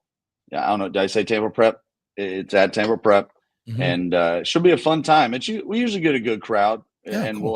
we'll do all the bells and whistles and announce them and just honor the kids, because that's what we're trying to do. It's trying to give them a good opportunity to have some fun. Nice. All right. Well, you were around when Janai Broom was playing over at TC, huh? Yeah. We never played them. Never played him? Funny story. I think Kevin Knox's first high school game was against me in a fall league or spring league game at Bloomingdale. Really? And he didn't look like much, but him and Thomas DeZagua, who was also a really good player, played there. Yeah. But yeah, I mean, I was at South Florida in 96 to 01 with Greenberg and Z, went to St. Leo, went to High Point, stayed connected, worked with Rob Higgins at the Sports Commission when it kind of went defunct and came back. So yeah, I've seen all the guys. And to be real, like Janai Broom has really, really improved. Yeah. Really improved. And he's the player I of the know year. Like it's crazy, the improvement. But there's a lot of people that are detractors saying, man, USF didn't recruit him. And why didn't they? And he wasn't that good. I don't know. There's just one of those things too that you would think, and I don't want to take this, but Z and I talk about it. Tampa Catholic's had some pretty good players. Yeah. Yeah, they have. Even if you just take a flyer on the kid. Yeah. And that's just my opinion. You take a flyer on the kid and He's say 6'10" for God's sakes. We'll take him. I think he was like 6'8" at the time, maybe 6'7". But you take that kid with the hopes that you're going to get Carter Knox, Kevin Knox, or not Kevin, but any of their players that they've had. The kid that they have this year is really good, who's going to Samford up in Alabama. So you just take that flyer with the hopes that you can keep those kids coming, and wow, boom, you got the player of the year. Yeah. And that's a Z thing. He came up with that, but I just think it's good basketball going on in Tampa Bay, that's for sure. And I don't want to keep you, but what I always would say is that we need a guy in there, and AAR was that guy that's going to – Bruce Pearl did it. He painted himself orange and went to a Tennessee Volunteer game. Like, we need somebody to paint themselves blue and go to a Lightning game. This guy, Brian Hodgson, the new coach of USF, seems to be that guy. I don't know him yet, but from what I've seen on Instagram, this dude is a real vibe. I know what you're looking at. Don't you try to fool anybody. We've already put our pictures up here. No, but that dude, he seems like a really cool, and is going to be a guy that is kind of in that same mold, an up and comer that's going to be everywhere and promoting the program, and that's what they need. So, all right, hey Joe, I appreciate you jumping on. Let's do this again. Joe Willis, Plant High School head basketball coach. Friday night is the All-Star game. We'll get all that information out on our socials as well. Thanks, Coach. You're the man. Thanks, guys. Appreciate it. All right, waiting in the wings, my good friend BJ Daniels and his pops. This will be fun. Let's take a quick break. We'll come back on the other side, and we'll talk some USF with BJ and pops as well. Stay with us. Hurricane Helene put a hurting on Tampa Bay, and for many of you, the rebuild will be a long process. You must beware of unscrupulous contractors offering up quick fixes for incredible prices. It's a scam. So go with long-standing reputable companies like Third Generation Plumbing and AC. My friend John Rodriguez has been serving Tampa Bay since 1995 with hundreds of 5-star reviews. If you need a new AC system or any home repairs from Helene, they will work with insurance companies to get you taken care of quickly, expertly installed, of course, and a 1-year maintenance plan and 10-year warranty included on all AC units. 0% financing for 60 months. Contact them at thirdgenerationplumbing.com or 813-961-8024. That's 813-961-8024, thirdgenerationplumbing.com. So many of our Tampa Bay neighbors are finding out the hard way from Hurricane Helene that homeowners insurance does not cover flood damage. You must have flood insurance. It's a separate policy. Immediately call Italiano Insurance at 813-877-7799, and they will shop around to find the best policy before rates go up. Lock it in. Over 60% are underinsured in Florida, or you're not getting your discounts that you're entitled to. So do an insurance checkup at Italiano, and they could save you thousands of dollars. Italiano will make sure you're with a highly rated insurer, so there are no surprises in your time of need. Our hearts go out to all our neighbors devastated by Helene. These are the times we're proud to protect all the pieces of your life. Italiano Insurance, 813-877-7799.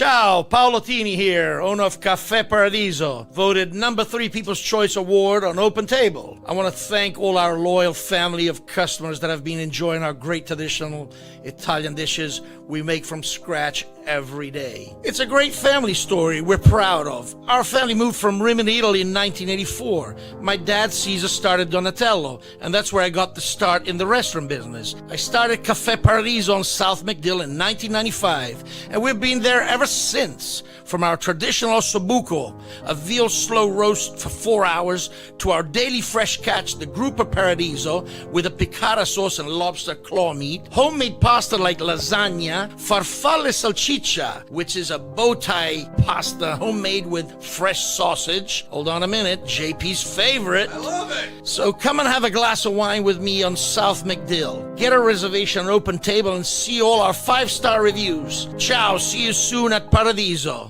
Let's go. Right now, back to the show on FanStream Sports.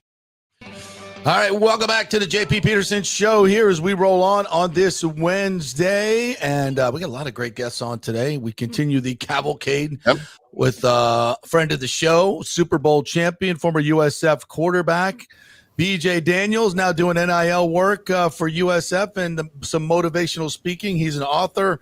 And that's his dad, Bruce, right next to him, the head coach at Leon High School basketball. What's up, guys? How are you? Hey, how's it going? What's going on? It's good to see you both. Absolutely. We just had another high school basketball coach on. Now we got 2 in a row. So, Bruce, how's things at Leon? How was the season? Things going great. We had a much better season than we did last year. We won 6 ball games a year ago, and we won 11 ball games this year. Nice. So that's an improvement. Yeah. You should have your if your son was playing, you might have a better record. I don't know. He was a pretty damn good basketball player too, right? We'll be close. Yeah. Oh. So BJ, what's going on with you? I know you just recently did a speaking engagement with Huddle Up, right?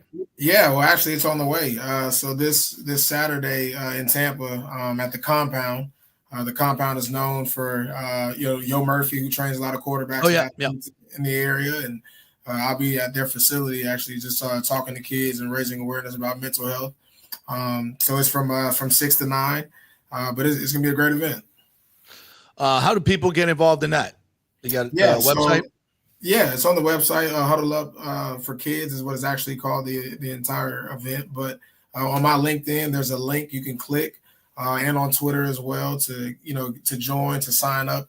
It's free for kids to sign up, but it'll be a great opportunity to hear me speak, to see what the facility looks like, also to see all the things that they have to offer, because it's really cool, knowing that, going up through the ranks, high school kids train there. Alabama even came to town at some point in time and visited the facility and trained, and a lot of pro athletes as well. Yeah. Well, Bruce, you must be very proud of your son doing all the things he's doing in the community and all the things he's accomplished. Yes, I am. I really am. He's doing well. Yeah. What when you see all the things that he's done, what do you recall of him as a youngster, bringing him around noontime basketball and all the things he's been able to accomplish? Well, I think the most important thing is that through the highs and lows, he's been able to overcome those things. Oftentimes as parents, we tend to worry with our kids in front of us as well as when they're not around us. Yeah. And so over the years, I really admired and appreciate that BJ was able to pull things together when Dad wasn't there. Yeah. Because again, like I said, it's a growing concern for a parent. What this kid gonna be like when he's no longer around us, around the nest, around home. And through his trials and tribulations, he was able to pull this stuff together because it was a lot of success and a lot of failure. Yeah. And so being able to overcome those failures and use those things to be impactful to Tallahassee community and surrounding counties and the state, and a lot of times just being impactful in just his own way. Yeah. To kind of help us secure people in terms of their struggles. BJ, it's interesting. Both of you guys are coaches. You've coached football, BJ, and your dad now coaching high school. I'd like to get both of your thoughts on this. I was listening to a collegiate coach, and she was talking about her. I think she's a volleyball coach, and she was talking about the players that she gets. That one of the big mistakes that parents make is they shield their kids from adversity. They try to at every turn, make sure that they don't fail. And that is not a good recipe. you guys could probably talk about this as coaches and dads. And I see that. I just think coaching, the little guys, 11 and 12-year-olds that I've been coaching at basketball, they just they freak out if you yell at them or there's any type of adversity at all. How do you guys handle that? I'll even say this. One of the first things that comes to mind for me is just a brief story of, I always remember having the opportunity to play up. So there was no just, go out and roll the ball and play and just get a participation award. I was playing against kids bigger than me, faster than me, and stronger than me. And I just had to figure out ways, even with the encouragement, from my dad as my coach, but to figure out ways to be successful and to learn how to, this move might not work against, someone older, faster, or quicker. And, I think that helped my development, even when things didn't go right. Of course, we had those long talks, in the car, where I'm crying or I'm upset because we lost or I wasn't as successful as I wanted to be. And, or I got ran over. But all those things, with the encouragement has really helped me and put me in a position to where even when I, reached, the pinnacle of whatever the NFL looks like for people, it wasn't a fairy tale every day. So I had to continue to fight, when I threw interception at USF or, if we won a game at USF or we lost a game at USF, how to continue to press and move forward. So even, from a coaching perspective, I even have the dynamic of having, being that kid in those shoes, having to try to figure out, how to get better. Coach, what about your thoughts on coaching these young kids today? I think when most kids, girls or boys, acquire an appetite for sports at a young age, it's fun. And fun immediately turns into work.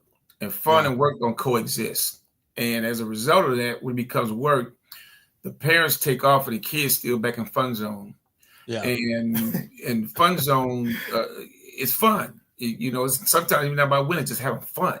And so when the work part comes in it, I think parents sometimes don't do another check and balances. Somewhere along the way, whether it's in elementary school, middle school, and high school, you got to do another check and say, son, daughter, is this something you really, really want to do? But once it becomes fun, parents immediately take off running with the kid, and the kid's sitting like, hey, look, I was back here with the fun stuff. You're talking about every day and every night, and, I don't have an off season.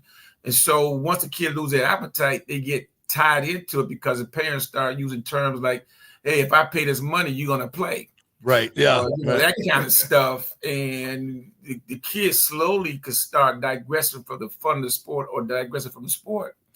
And parents are just fighting and clawing with principals and the ADs and coaches about what my kids should be doing. And the kids sitting back like and say, hold up, cowboy. I was back in fun zone. I just wanted to have fun. It was your idea to have me on club stuff. I didn't want to travel ball and all that. Yeah, travel ball and a pitching coach and a teaching coach and a breathing coach. You did all that. That was your idea. Yeah, that kind of takes the whole fun out of it. Right. BJ, what's going on USF football? I don't know how close you're following it. I see Byron Brown is back as the number one starter. Is there going to be a quarterback controversy here with Archie, or Byron's the guy? What do you think? Well, I think it's difficult right now for Archie because it's baseball season. Still. He's playing baseball, yeah. Yeah, he's our ringer. I mean, he's the guy he's Wild Thing. He's the guy that you call out at center field to close the games out for us. So, I know he's focused on playing both right now. I'm sure Bryce's time is completely just all over the place when it comes to wanting to be successful with baseball because he's a really good baseball player. So I know he's going to, want to still compete for the starting job. Once his time comes, I'm sure that'll be closer to maybe the actual spring game. But yet and still, we won't even know how much we'll see of him. We want to save his arm at the end of the day. But, we have some new coaches in-house and in staff. So I think for both of these quarterbacks, it'll definitely be another learning curve that both of them will have to kind of experience with some of the things they're changing that I know as far as their footwork is changing, mechanics are changing, even just the conversations that a quarterback coach will have. We have a new quarterback coach. So, I mean, there are just things that are going to be a little different for both of them. But, I'm excited to see what they can do. And USF has a new basketball coach, Brian Hodgson. He's 37 years old, Arkansas State, made the Sun Belt Championship this year.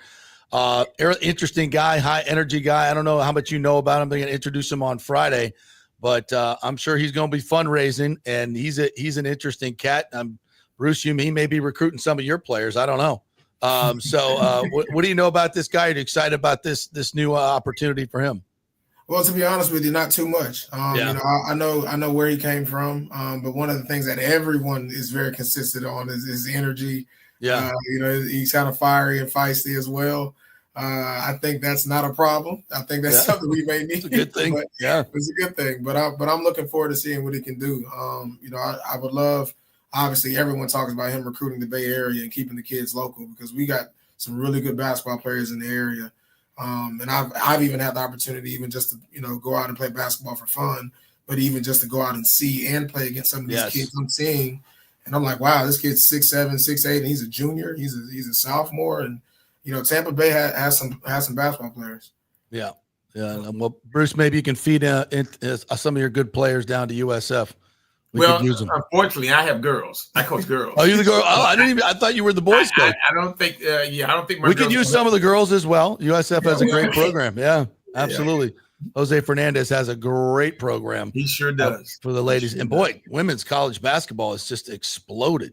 Oh yeah. So, you get a lot of girls starting to play because of Caitlin Clark, or yes and no. Yes, because she's popular, and no, because the women's side of sports, primarily on girls basketball, women's basketball, these women are great now. They're super good. And there's a bigger gap in terms of where kids used to just, like I say, by the fun. But now you got to be pretty good. You got to be pretty good. In fact, when we were at FSU together, that's when Sue Samaral, who was the coach back then, when we were there. She just implemented where the guys were playing as a scout team. Yeah. And everybody started picking that up. And it really started picking up because girls basketball or women's basketball, the talent pool was so good that the only way they're going to get competition is to play against guys in practice. Yeah. And that hadn't always been the case. Yeah. And so now you with these in every successful program on the women's side, they generally have a male team for their scout team to prepare themselves for the sport. And you don't see that in many other sports. It's come a long way, no question about it. Yeah. So you guys are there at FAMU. That's where you're working now, Bruce? Yes. My old haunts there. Yeah. We did all our journalism classes over there at FAMU. Right. J school. Yeah. Yeah. It's good. Great place. Well, listen, guys, thanks so much for jumping on with us. And we'll put up on social media the compound, right? BJ, where are you going to be on Saturday? Huddle up? On Saturday from 6 to 9. All right. We'll see you there. Thanks, guys, for jumping on. Appreciate you both. Good to see you, Bruce. Good to see you again. All right. We'll see you soon. Good friends. Love BJ and his dad. Yeah. His dad and I used to pick up basketball all the time. We've told the stories many times on this show. It's fun stuff, man. I miss those days. Getting old and not being able to play basketball is one of the worst things ever. You know? Oh, it's rough, man. I love coaching. I love coaching little kids. So absolutely. Yep. All right. We don't need to take another break, do we? We good. I do want to mention we've got some new advertisers coming on. We mentioned Riveters yesterday. They are now the new official sports bar of the JP Peterson Show. Was talking with the folks over there yesterday, Tara and Andres. Great place over there. If you've not been, a great indoor-outdoor atmosphere. It is a non-corporate chain feel. They do fresh food like you've never seen it before in a sports bar, folks. I was over there the other day just looking at all the food coming out. They do a prime rib sandwich that is absolutely amazing. They don't have any freezers except for their ice cream. And so all the meat is fresh, all the fish is fresh, and that obviously makes a huge difference. They have an incredible happy hour, 3 to 7 every day, $3 Bud Light drafts, $4 domestic bottles. This is like 1980s prices. $5 value wells, $6 premium wells. So that's the real good stuff. I don't think you can get a $6 drink anymore. You can at Derivators. That's amazing. So this is all, and they have food as well at their happy hour. $3.50 tacos and barbecue sliders, $6 edamame and chips with beer cheese, $8 buffalo chicken dip and truffle fries, chili cheese fries, Oh, this sounds good. $10 munitions mussels, the poutine fries, and a $12 Hellcat wings and Wildcat shrimp. So those are great deals at happy hour every day, 3 to 7. Wing Wednesdays, 7 o'clock to 1 a.m. You get their amazing wings, 5 for $5 and $5 wells and wines. So if you're tired of those preppy, overpriced, generic sports bars, head over to Riveters. Amazing, friendly bartenders. It's right there just south of Raymond James Stadium. If you're on your way to Steinbrenner Field, just south of there, you can park there, free parking, go pregame there, and then you can walk over to Steinbrenner Field or if something's going on at Ray J. Good stuff. Yeah. All right. What else we got to get to today here, partner? When's Riveters Dallas opening? That's what I want to know. Maybe soon. Maybe soon. Yeezy says Cooch's postgame interview was hilarious last night. He suspended a reporter. I heard a little bit of it on the postgame show, but not all of it. I think in a joking way. Yeah. In a joking way. Michael LaRue, good morning to you. Said every play the head coach should take notice of the down, distance, time, and score. Also have a pulse of how the game is playing out. I just think it's too much. I think it's too much for coaches these days that are calling plays. It's very, very difficult to do game management in a proper way. So I think this is a great move by the Bucs in hiring this game management coach for sure. What else we got here? Thomas Casper, President Matt Silverman said insurance and other financial factors contributed to the team pulling out of the plan. Timmy, you hear this all the time when stadiums are announced and signed and the deal is done and the votes happen and everything's ready for the owner to step up. And he goes, yeah, just got my insurance bill. Oh, my God. I can't do the stadium. Just got my insurance bill. Might be the first time those words were ever uttered. I just got the insurance bill. Really? That's can't afford baseball anymore.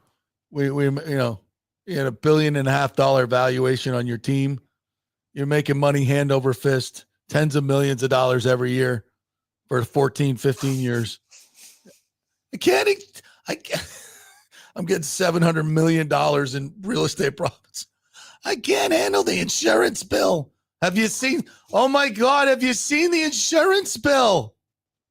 Why is Stu suddenly an old Jewish woman? This is his wife who just got the bill, and he's letting him know that he can't do the stadium now because we just got the insurance bill. Have you seen how much it went up? Oh my God! We got to sell the house. We were gonna buy the house. I just got the insurance bill. Like even if you're buying a house and you get our insurance is going to go up. First of all, before you buy the house, don't you check what the insurance is? Don't you check what the insurance is? Oh, but the hurricanes made the insurance they made it go up by that much. First of all, you weren't even going to have a fabric roof because you're actually going to have a real roof on this one, which would probably be easier to insure, I would think. Yeah, of course. I mean, all this it's just ridiculousness. Golly. All right, that's all of it. So every time you do that voice, do the voice again. My insurance bill. Oh my God, I'm so verklempt. I'm so old. Verklempt. Talk amongst yourselves. I gotta digest this insurance bill. Oh my God. What do we do next? I can't afford the gefilte fish. Posada. What am I going to do? What am I going to do? Insurance bill. Jesus. Can you imagine? That's why we can't build a stadium. Oh, my Lord. Like when it comes out of your mouth, does it not go, does that sound? People going to buy that? Insurance bill. I'll buy anything I tell him right now. That's what he's thinking. Michael LaRue says the Orioles sold for $1.7 billion. The Twins are asking for at least $1.7, and they got $450 million worth of debt. How much are the Rays asking for? Well, according to my sources, 1.8 has been offered and rejected in the last year, according to reports and Dan Doyle. I've heard that these groups are offering way more than it's worth. The valuations were just done, and the Rays are valued at $1.25 billion. So they did not. So not that since the stadium bill, Hunter Tubbs said Forbes new franchise valuations pegs the Rays at $1.25 billion. Mm-hmm. So yeah, he's being offered well over that. Well over that. Still yeah. won't sell. He wants $2.2 billion. He wants. I'm sure he does. We all would. Yeah. It's such a mess. Cody says the small market quote baseball teams are ruining MLB. The Pirates just said they are losing money. How is a business losing money yet they are worth billions of dollars? It's a good question. It's a good Pirates question. A small market team? Pittsburgh's not a small market, is it? I mean, compared to the top 5 markets, it's a small market. I think it's in the 20s. So, I mean, none of them are quote small markets. It's not like they're Peoria, Green Bay. Yeah, they're big markets. And I mean, the Pirates have incredible history. I mean, you talk about a grotesquely run franchise for so long. Yeah. And way back when, when the Deadspin financials were released of the Pirates and the Rays, and it showed both of those teams making gobs of money, running on low payrolls, which is what we all thought and knew. Yeah. So a lot of these are owners that are just making gobs and gobs of money, crying poor, using the revenue sharing dollars to play the system. And the other owners are trying to get away from that. And one of the reasons and we've said this forever, Tampa Bay should never be one of those revenue sharing markets. The reason it is because, Jeff Passan talked about this yesterday on his show, and I retweeted it. And he talked about, the fact that the Rays and Sacramento or the A's are playing in Sacramento, quote, I'm not going to say it, not major league stadiums, supposedly, is not something that just happened overnight. And to blame it on the Hurricanes is also misguided. Stu Sternberg has been seeking a stadium since forever. And in 2018, there was a deal on the table in Hillsborough County. It wasn't perfect, but there was money there to get the deal done. And he did the same thing he did to St. Pete. He had a press conference, tell everybody we're here to stay, put the renderings out there. And when it came time to put up the money, he took his ball and went away. Same thing he did to St. Pete, because he was making tons of money at the Trop. Didn't have to fork out for a new stadium. Why should I leave and go build a stadium? Why should I have any urgency? Just because the fans want it? Just because the other owners want me to get a new stadium? I'm sitting here making tens of millions of dollars a year. I got no expenses. I got a low payroll. We're winning baseball games. I'm in no hurry. Screw you, fans. Screw you, Hillsborough County. Screw you, St. Pete, Pinellas. I'm good. I'm making money. So he was in no hurry to do so. He could have got it done. And then you get hit by the Hurricanes. Eventually, one's going to take you out, especially with that, dilapidated roof you got going on there. That's 10 years past its life. I mean, this was all very predictable. And to sit there and say, oh, we can't afford it because of you should have done it 8 years ago.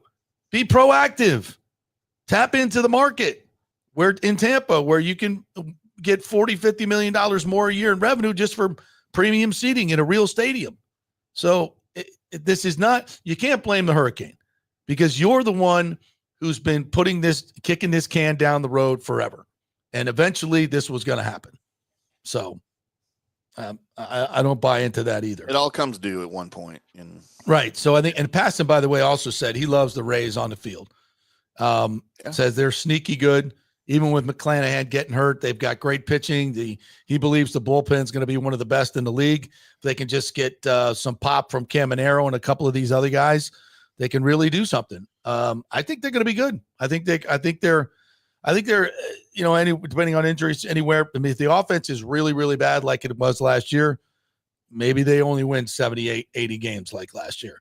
If it's, if it gets to average with this pitching staff, if it stays healthy for the remainder of the year, you're looking at 88, 92, 93 wins. That gets you in the playoffs again. That'd be exciting. It'd be really exciting. I think most of the predictions that I've seen from like MLB.com and ESPN and all that are somewhere with the projected record between 80 and 83 wins, like you just said. Mm-hmm. But they are all citing as the biggest talking point of the season is the quote uncertain future of the team, end quote.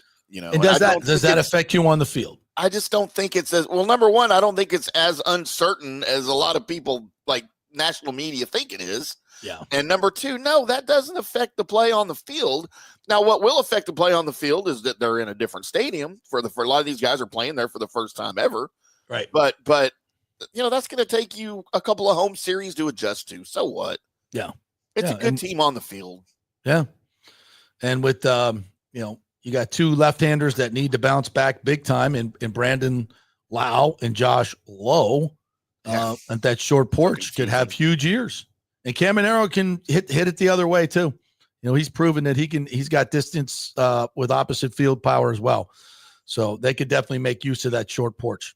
I love it. I'm looking forward to them being on the field. And it shouldn't affect the players. It really shouldn't. I think it should affect them positively. To play in front of a full house every night, that should be a positive. Playing outdoors, less torque on your body with that terrible turf. That's all positives on the field. So I think it could be a really, really good year for him. Yep. All right. Good job, Timmy. Appreciate you. Big thanks to BJ Daniels and Bruce as well. Don't forget BJ's book is out, Beyond the Red Zone. Pick that up. It's a great, great book. If you've not had a chance to read it about his journeys and mental health for young athletes, if you have a young athlete, definitely a book that they should read for sure. It's a good one. Thanks to Joe Willis, who joined us, and Johnny Gerber. Have a great day, everybody. We will be back tomorrow, and we'll be talking baseball on the field about the Rays with their opening day lineup coming up for Friday. We'll see you then.